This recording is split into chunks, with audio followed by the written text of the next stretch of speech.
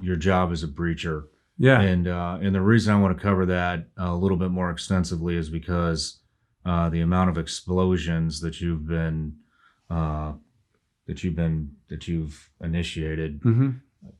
I'm sure plays a tremendous part in your downward spiral and getting into the alternative medicine and that kind of stuff. So, you said, you were a breacher at 10 and you guys were going out all the time. You did one DA, it sounded like. But then when you went over to development group, it got a lot busier. Yeah, I was, plus training. Yeah. So, and I know you have no idea, but if you had an estimate, how many explosives do you think you may have detonated? I'd say, we talking thousands? Yeah, I'd say several hundred to 1,000. Yeah. I'm trying to be conservative. Yeah. Just because of the multiple trips, the training trips, being an RSO, range safety officer. So then, being the safety officer for guys that are, blowing breaching charges and then blowing them myself. It was definitely a lot. Yeah. Definitely a lot.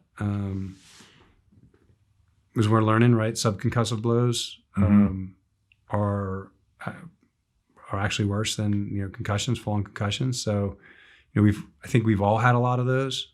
And again, I always tell people, you never know who it's going to happen to. Some people can. Yeah. What did you just say? What's worse than a concussion? Subconcussive blows. I did not know that. So and again, I hope I'm getting this right, but I'm almost positive that the repeated subconcussive blows is what are causing, what is going on right now with the special operations community and why guys are having this quote unquote operator syndrome. What I obviously was experiencing is the constant,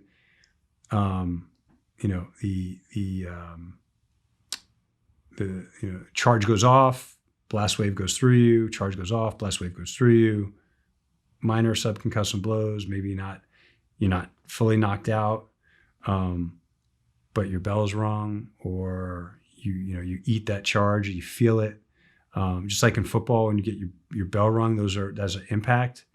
These are, blast. Yeah. A little bit different, but similar. What they're, what the end result is at the end game, which you're hoping not to get, which is CTE, right? Mm-hmm. But all these mild TBIs are, they're adding up. The body keeps score. I think there's a book called The Body Keeps Score. So walk us through like a standard hit on a target as a breacher. How close are you? What are you using? Sure. So standard target, say I was carrying, multiple breaching charges from, tiny little explosives that could just blow a small lock to, heavy, I'd say, heavy demolition charges that, can blow a reinforced, steel like door on a compound and blow the thing and like cut it in half. Well, how much is it? C4? I don't know if I want to get into the or maybe a haversack. Would be comparable. Haversack, you're going to go through a wall. Yeah. So if we blew a haversack, we're blown through a wall. So I wish I had the numbers, so if I remember the pounds, the poundage. But say we blow a pound charge or half a pound on some of these like big steel gates. Yeah. We were doing that every night. Yeah. And then again, if I go back to training, we may be doing that all week, like hundreds of times over. Yeah. Right. And in training, we'd always make sure we got the standoff that we needed. There's minimum safe distance. In combat, there was no range safety officer. Yeah. Like you are a breacher, like you're in charge of making sure everybody gets back. Everybody's out of the way. Nobody's looking at the charge. If you look at the charge, you could eat something, bolt, a nut, something that'll basically go through you. But really all we cared about is not seeing the charge. So as long as we could not see it, like we felt like a lot of times we were good. So we would be well inside mean safe distance as long as we were out of the blast zone. Yeah. Not getting hit with a piece of frag. So a lot of times we were eating that minimum safe distance. We were well inside that. Well, like what would a minimum safe distance be? Or... It's all figured off. It's math. It's easy math. Like, so whatever the charge was, again, this is going to be wrong math, but if it's a pound charge, say I need to be 17 feet. Mm-hmm. Again, those numbers are off. But so instead of 17 feet, I'm at like 8.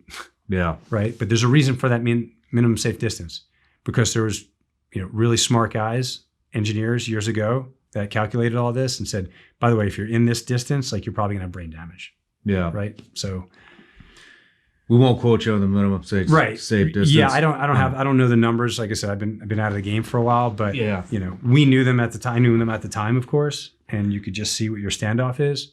But many times we were inside that mean safe distance. So that blast wave, it is really fucking you up. Like yeah. It is jacking you up. And there's sometimes I've had buddies tell me that, hey man, you remember that charge you set off? Or remember that, multiple times that where we were in an enclosed area, so like corners and walls, and now that concussive blow is just exasperated. It's amplified. 2 times, 3 times, who knows, right? Yeah. Shattered your teeth, literally. Like, it's crazy, like headaches. And I did a thing recently, we shot maybe 2-3 years ago. I was doing watching some guys shoot a 50 cal for like 3 hours. Dude, I had such a pounding headache. Like, at the end I said, well, this is obviously why I'm not doing this anymore, But yeah, like I said, as a breacher, you're taking an explosive, you're putting in a spot to make entryway into somewhere. And when that thing goes off, it is rocking your world. It is going right through your brain. Yeah. And it's why we're having problems with our endocrine system, why our hormone, why our testosterone is down below 300 now when we get back from deployment. Why guys can't sleep, why guys are gaining weight, why guys are drinking so hard, why they're depressed, why they have anxiety. Doctors want to throw, the military wants to throw this PTSD diagnosis, but like, I don't even know what PTSD is. Yeah. If it's depression, anxiety, okay, yeah, I had PTSD. But it's a brain thing. This is definitely a brain thing. Me, you, maybe you're not feeling it. We have traumatic brain injury, mild traumatic brain injury that may not be seen by other people, but it's affecting us on a regular basis. Yeah. And some days we feel good and some days we don't. But again, looking back at the history of events, it's obvious what happened. Like, I most likely started seeing some of those things early, and then it just slowly declined. Maybe it took a while. I don't know. I just want to go through that because I just want people to be able to visualize exactly how close you are, especially as a breacher who's done, give or take 1,000, you know what I mean? Yeah. And again, I commend the ones that I did 1,000. What about the guys that are in there for 25 or 30 years that have done 2,000, 3,000? Yeah. What do their brains look like? Or what are they going to look like? Or how fast are they going to decline? Explosives happen like, when you see it, like, it's done. That's how fast they are, right? It's just like, boom. And you see the concussion, you see the smoke, you eat that whole energy. Yeah. Just for example, like, from my own personal experience, for those of you that have never detonated a bomb or, which is awesome, by the way. Yeah, too. it's fun as shit, right? But you can feel like a lot of times you'll feel like your sinuses almost feel like they're clearing out. Your ears, if they're clogged, they feel like they've just been drained. Like, yeah, our master breacher, I felt terrible for. He again, he's that guy who had 2,000 or 3,000 charges, and we'd do a trip, and he'd bleed from the Damn. nose and the mouth and cough up blood, and I'm like, I don't think that's good. Yeah. And again, I'm telling you, like, I'm right now, what I'm doing is I'm seeing the bag of gold and I'm telling you it's fucking heavy and I don't want to carry it, instead of saying there's a lot of money there and we're going to be rich, right? Like, I loved doing everything I did. Like, don't get me wrong, but there was just some, I loved all of it, but there was a price that, there's a price that NFL players, when they stop playing at 35, if they're lucky enough to get to 35, like they're jacked up. They're jacked up, but they'll never say they wish they never did that. Yeah.